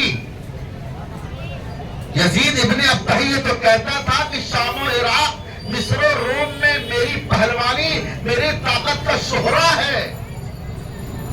مصر و عراق میں ہماری طاقت کا ایک ولولہ, ایک غلغلہ ہے. لوگ کہتے ہیں بہت بڑا پہلوان مانا جاتا ہے, میرے مقابلے میں بجانے کی کوشش نہیں کرتا. یزید بن ابطحی آپ کے مقابلے میں آیا. آنے کے بعد جیسے ہی آیا حملہ آور ہو گیا, حملہ کیا. میرے امام نے اس کے بعد کو خالی کیا, اور اس کے بعد جو آپ نے حملہ کیا تو پھر وہ بچ نہ سکا. کھیرے کی طرح کٹ کے 2 ٹکڑے ہو کے زمین پہ گر گیا. ذرا بول دو یا سبحان اللہ. یہ پہلوانوں کی بات کر رہا ہوں, عام لوگوں کی بات نہیں ہو رہی ہے. جو شام, عراق, روم, مصر میں بڑے بڑے کے نام چلا کرتے تھے ان کی بات کر رہا ہوں. یہ 2 پہلوان ہو گئے. تیسرا پہلوان آتا ہے بدر بن سہیل. بدر بن سہیل یہ تو کہا پہلے میرا بیٹا جائے گا. اے عمرو بن سعد, تم پر بڑا افسوس ہو رہا, تم نے ایسے لوگوں کو مقابل میں بھیجا جو ایک قدم بھی نہیں ٹھہر سکے. مجھے بہت افسوس ہو رہا ہے تمہاری سوچ, تمہارے انتخاب پر. یہ بدر بن سہیل کہتا ہے. عمرو بن سعد نے کہا تھا تب تم ہی فیصلہ کر کے بتاؤ کس کو بھیجا. کہا میرے بیٹوں کو بھیج دو, میرے بیٹوں کو بھیجو, ابھی میرا بیٹا ایک ہی لمحے میں کام تمام کر دے گا. بدر بن سہیل نے اپنی تمنا پوری کرتے ہوئے اپنے بیٹے کو بھیجا. اس کا بیٹا آیا. بیٹا کیا کر سکتا ہے بھائی, بیٹے کی کیا ہے جب باپ لوگوں کی کچھ حیثیت ہی نہیں. بیٹا آیا, اسے بھی آپ نے ایک ہی لمحے میں فنا فی النار کر دیا. اب دیکھتا رہ گیا بدر بن سہیل, ارے میرے بیٹے کو بھی نہیں چھوڑا. پھر خود بخود آ گیا میدان میں, گھوڑا کھداتے ہوئے آتا ہے. آنے کے بعد تھا ابھی پتہ چل جائے گا. میرے امام نے فرمایا آ تو کیا کرنا چاہتا ہے, میرے مقابلے میں تو کس طریقے سے حملہ آور ہونا چاہتا ہے. میرے امام نے للکارا اور اس نے وار کرنے کی کوشش کیا. میرے امام نے اس پر بھی ایسا حملہ کیا, وہ بھی گاجر اور ملی کی طرح کٹ کے زمین پہ ٹھنڈا ہو گیا.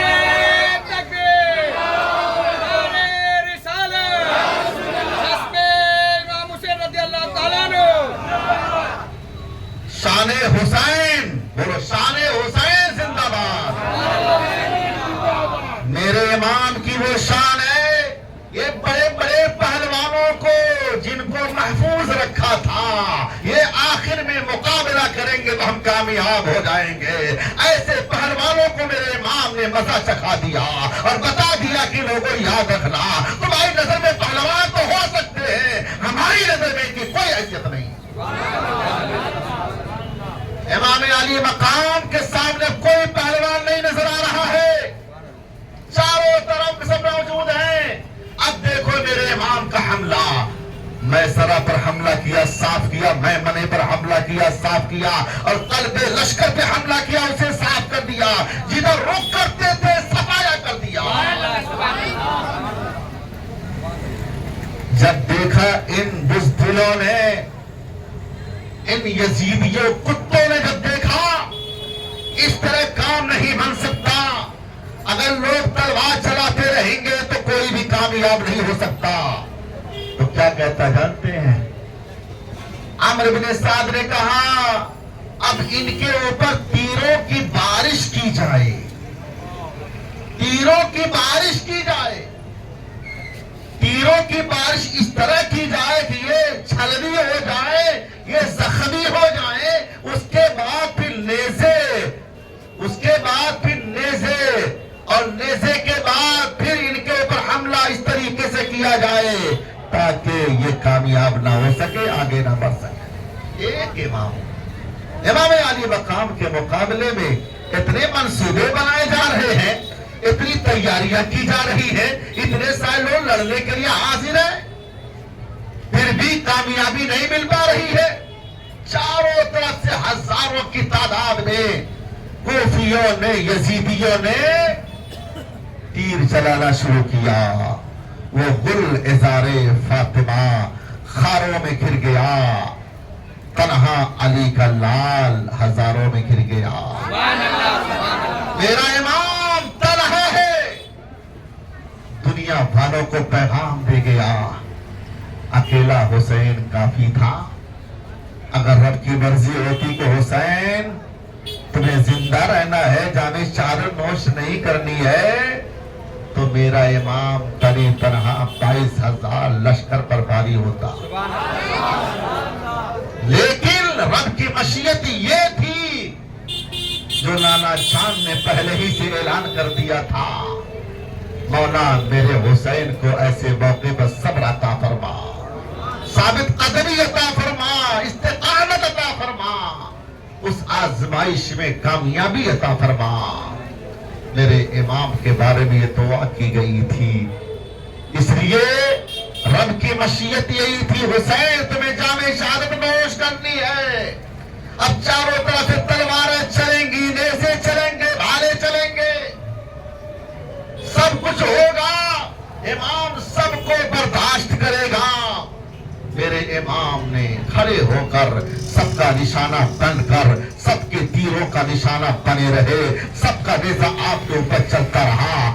72 زخم کھا کر، جمعہ کا دن ہے، گھوڑے کی پیٹھ ہے، گھوڑے کی پشت سے میرا حسین زمین پر آتا ہے، آتے ہی سر کو سجدے میں رکھا، سبحان ربی الاعلیٰ، سبحان ربی الاعلیٰ، سبحان ربی الاعلیٰ پڑھتے ہوئے آپ کی روح کف سے انسری سے پرواز کر جاتی ہے۔ انا للہ و انا الیہ راجعون۔ میرے حسین کے شہید ہونے کے بعد ان بدبختوں نے یہی تک نہیں بلکہ آگے بڑھنے کی کوشش کی۔ نضر بن خراشہ، نضر بن خرشہ، یہ وہ شخص ہے بدبخت، اس نے میرے امام کے سر انور کو جدا کرنے کی کوشش کیا، آگے بڑھا، ہاتھ کانپ گئے، پیچھے ہٹ گیا۔ اس کے بعد خولی بن یزید، شبر ذی الجوشن، سنان بن انس، یہ سب بدبخت آگے بڑھتے ہیں اور میرے امام پاک کے سر انور کو سر سے جدا کیا۔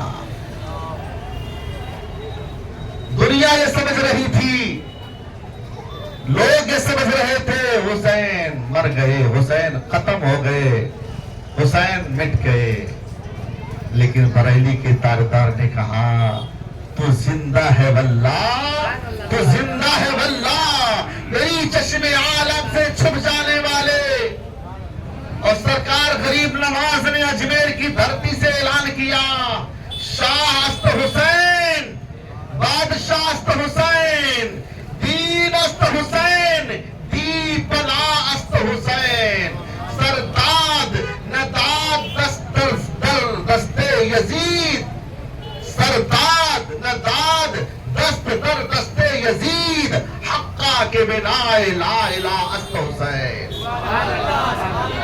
حسین زندہ ہے، حسین زندہ ہے دستور زندگی کی طرح، حسین زندہ ہے دستور زندگی کی طرح۔ یزید مر گیا شام کے اندھیروں میں، حسین روشن ہے دنیا میں روشنی کی طرح۔ میرے دوستو، میرے بزرگوں، میرے حسین نے کربلا سے جو پیغام دیا، وہ پیغام یہ ہے کہ میرے حسین نے نماز نہیں چھوڑی، نماز نہیں چھوڑی، یہ نماز کا پیغام حسین نے دیا ہے۔ آخری سجدہ پیش کر کے دنیا والوں کو بتا دیا کہ حسین کو سجدے سے بڑی محبت ہے۔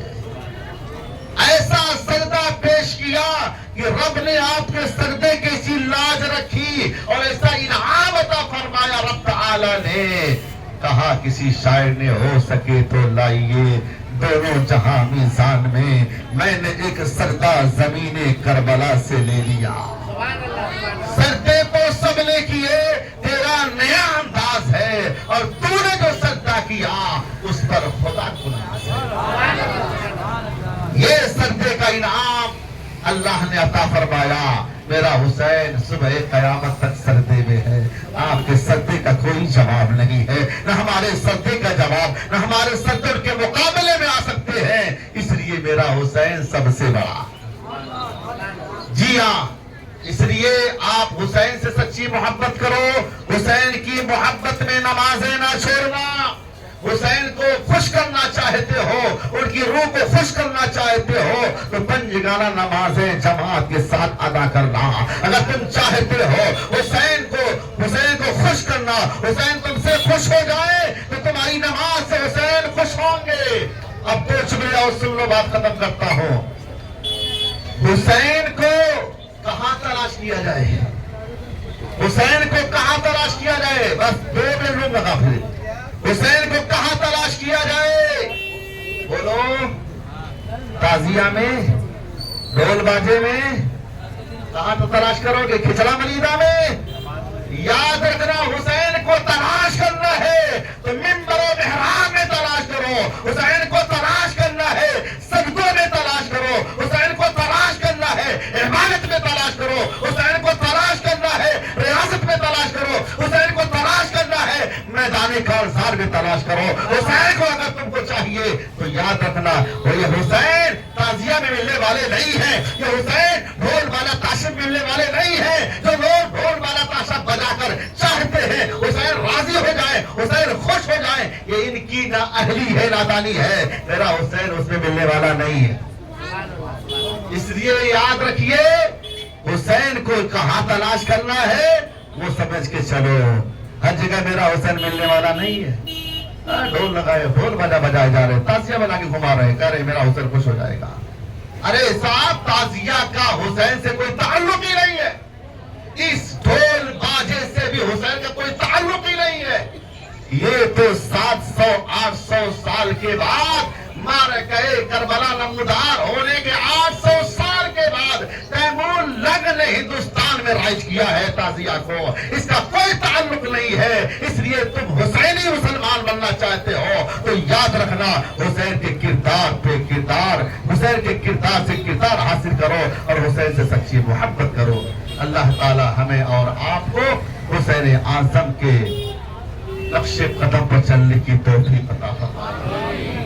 اور آپ حضرات امام حسین سے سچی محبت کرتے ہیں تو حسین اعظم کے نام پر جو بھی اللہ نے آپ کو عنایت کیا ہے، دیا ہے، وہ پیش کرو تاکہ قیامت کے روز یہ کہہ سکو کہ حسین اعظم ہم آپ کی محبت میں ہم نے چند سکے چند روپے دیے تھے۔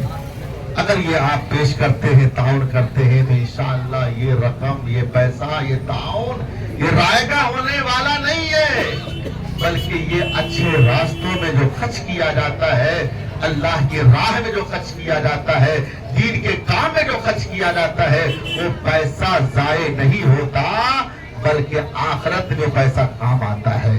اللہ تعالی ہمیں اور آپ کو توفیق عطا فرمائے۔ میں نے بہت پہلے بھی کہا تھا، جب دین کے کام کے لیے اعلان کیا جائے، چندے کے لیے، تعاون کے لیے، تو دل کھول کر کے آپ چندہ پیش کریں۔ اللہ تعالیٰ آپ کے تعاون کو اپنی بارگاہ میں قبول فرمائے اور آپ کی تمام مشکلوں کو آسان فرمائے۔ جتنا دو گے اللہ اتنا ہی دے گا، دینے سے کبھی کم نہیں ہوتا ہے۔ یہ یاد رکھیے گا، جتنا انسان دیتا ہے اللہ تعالیٰ اس کے روزیوں میں اور برکتیں عطا فرما دیتا ہے۔ اور یہ بھی فرمایا گیا جب اللہ دے تو اس کا شکریہ ادا کیا کرو۔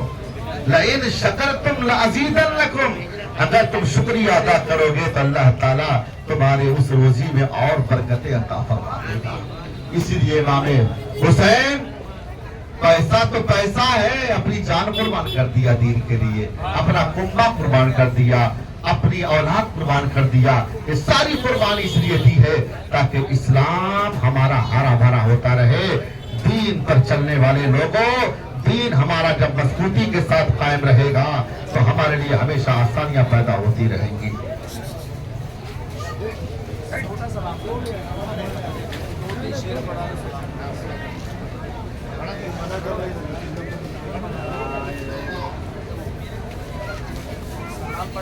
चलो ठीक है ना, चलो पढ़ना ही वाले पढ़ो.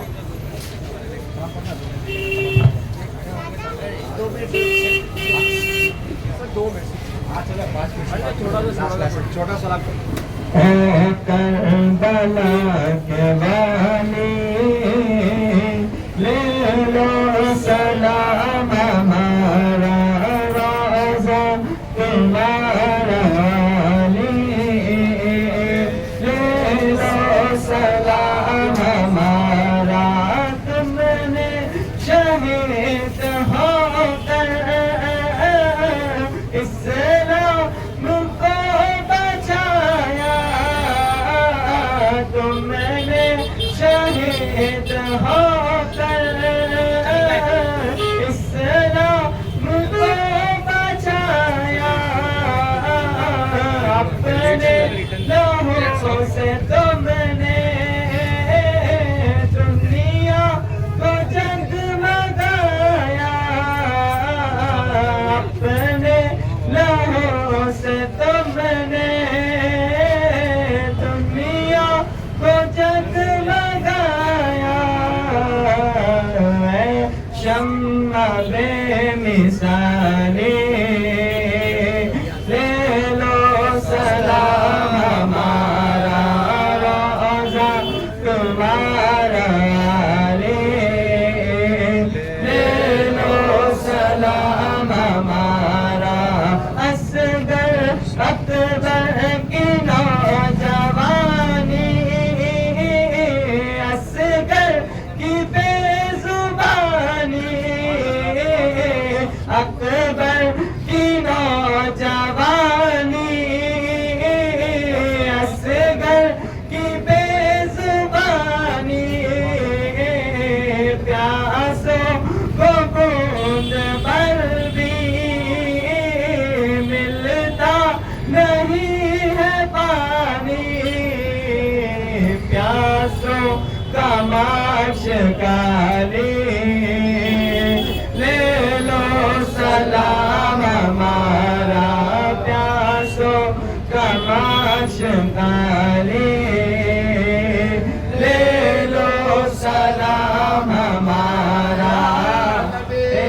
سلام علیکہ یا رسول سلام علیکہ یا حبیب سلام علیکہ صلوات اللہ علیکہ. السلام علیکم یا رسول اللہ الصلوۃ والسلام علیکہ یا حبیب اللہ صلوات اللہ یا نور اللہ.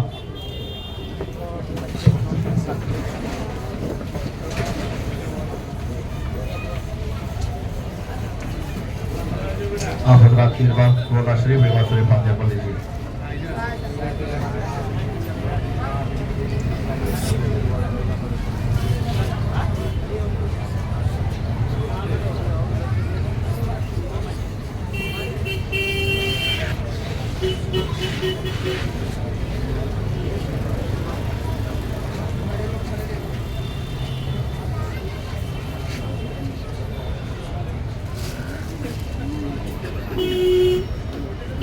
اللهم صل على سيدنا مولانا محمد وعلى آل سيدنا مولانا محمد وبارك وسلم. صلوا عليه الصلاة والسلام عليك يا رسول اللہ. پروردگارہ بندہ نوازا کریم آکار سازا تیرے بندوں نے تیری بارگاہ میں درود و سلام کی ڈالیاں پیش کی، قرآن عظیم کی تلاوت کی، اور جو کچھ بھی ذکر خیر کیا گیا مولا کریم بیان کرنے میں، سننے میں، سنانے میں کسی قسم کی کوئی لشے خطائے ہوئی مولا تو سے معاف فرما دے.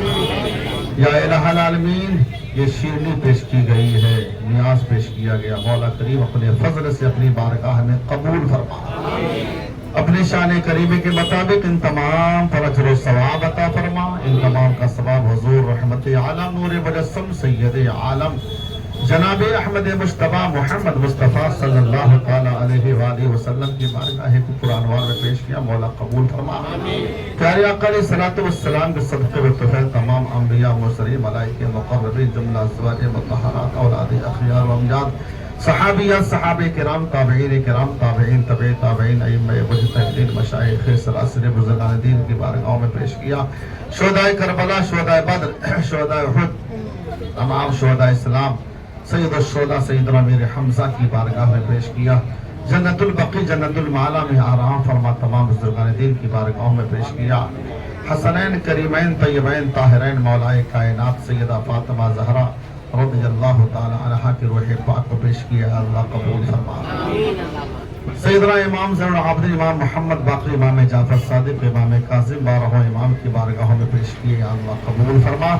سرکار غوث پاک رضی اللہ تعالی عنہ خواجہ غریب نواز خواجہ عثمان ہارونی اور جتنے بھی اولیاء کامل بزرگان دین ہیں تمام خواجگان کی بارگاہوں میں پیش کیے، اللہ قبول فرما۔ جمیع مومنین مومنات مسلمین مسلمات کرواہ پاک کو پیش کیا، اللہ قبول فرما۔ یا الہ العالمین ہم سب کی حاضری کو اپنی بارگاہ میں قبول فرما۔ مولا کریم جن جن حضرات نے دعاؤں کی درخواستیں پیش کی ہیں، دلاور نکیر صاحب ان کا آپریشن ہونے والا ہے، دعا کیجئے پروردگار عالم انہیں صحت کلی عطا فرمائے، شفاء کامل و عاجل عطا فرمائے۔ مرحوم بلال شیخ کی ان کی مغفرت فرما، ان کے درجات کو بلند فرما، ان کی قبر پہ رحمت و انوار کی بارشیں عطا فرما۔ محمد حسین صاحب کی طبیعت سخت علیر ہے، مولا کریم امام علی مقام کے صدقے میں انہیں شفاء کامل و عاجل عطا فرما، صحت تامہ عطا فرما۔ مرحوم ولی محمد ان کی مغفرت فرما، مرحومہ شرف النساء ان کی مغفرت فرما، ان کے درجات بلند فرما۔ اور جو حضرات بیچارے دل ہی دل میں تمنائیں لیے بیٹھے ہیں کہ ہم بھی دعاؤں کی درخواست پیش کرتے، مولا کریم تو علیم و خبیر ہے، عالم الغیب والشہادہ ہے، مولا کریم سب کی تمام جائز تمناؤں کو پوری فرما دے۔ جو بچے اور بچیاں شادی کے قابل ہیں، مولا کریم غیب سے انہیں رشتہ عطا فرما۔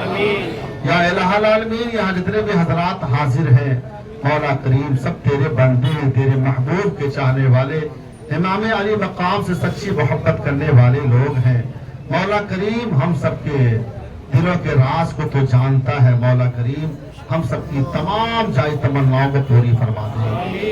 یا الہ العالمین امام علی مقام کی محبت میں جن جن حضرات نے، جن ماؤں نے، بہنوں نے، بھائیوں نے نیاز کا اہتمام کیا ہے، مولا کریم ان کی نیاز کو اپنی بارگاہ میں قبول فرما اور انہیں دارین کی نعمتوں سے مالا مال فرما۔ مولا کریم ہم سب کو زیارت حرمین و شریفین سے مشرف فرما۔ مولا کریم اعلیٰ حضرت کمیٹی نے یہ پروگرام جو منعقد کیا، یا الہ العالمین اس کمیٹی کو روز افزو ترقی عطا فرما، اس کے تمام اراکین کو ممبران کو صحت و سلامتی عطا فرما، اور ان کے دعوت پر جتنے حضرات یہاں حاضر ہیں، مولا کریم سب کی تمام آفتوں سے حفاظت فرما، تمام بلاؤں سے سب کی حفاظت فرما، آفات سماوی وردی سے ہم سب کی حفاظت فرما۔ یا الہ العالمین مہاراشٹر نگر میں جتنے بھی مسلمان آباد ہیں، سب کے گھروں میں، مکان میں، دکان میں، عمر میں، رزق میں خوب خوب برکتیں عطا فرما۔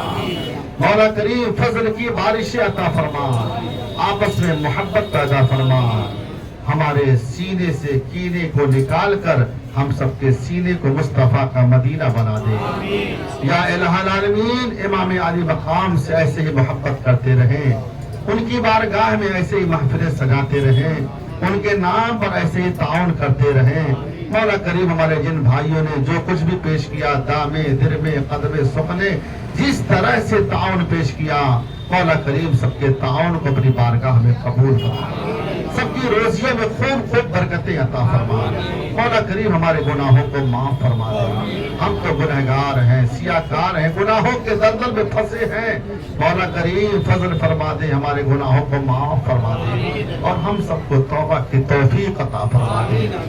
یہ بڑی عظیم رات ہے مولا کریم شب عاشورہ کے صدقے میں یا اللہ ہم سب کو نجات کا پروانہ عطا فرما دے یا اللہ ہم سب کے خاندان میں جتنے بھی مرحومین مومنین دنیا سے جا چکے یا اللہ سب کی مغفرت فرما دے یا اللہ سب کو نجات کا پروانہ عطا فرما دے شب عاشورہ کے صدقے میں یا اللہ اہل فلسطین کی حفاظت فرما اہل فلسطین کی حفاظت فرما یا اللہ اہل فلسطین کے شہداء کے مراتب کو بلند فرما ان کے خواتین بچوں اور بیویوں اور چھوٹوں پر مولا قریب رحم و کرم کی بارشیں فرما یا الہ العالمین مسجد اقصی کی حفاظت فرما یا اللہ مسجد اقصی کی حفاظت فرما مولا کریم ان ظالموں کے تسلط سے مسجد اقصی کو آزاد فرما دے مولا کریم تمام مسلمانوں کی حفاظت فرما ہمارے بمبئی کے تمام مسلمانوں کی اہل بمبئی کی اہل